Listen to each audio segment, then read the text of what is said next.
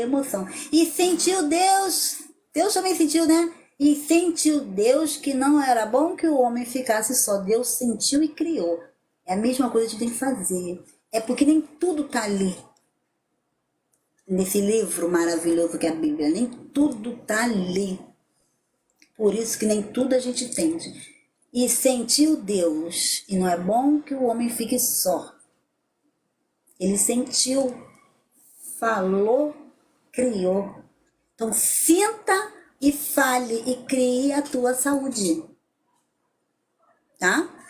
Fale com seus órgãos, com seu corpo, com as suas células, com seus átomos e sinta-se, imagine-se saudável, imagine brincando, saltitando e falando e comentando com as pessoas, imagine, sorria, imaginando, falando que você tá bem, olha só como é que agora eu estou curada, eu não tenho, eu sou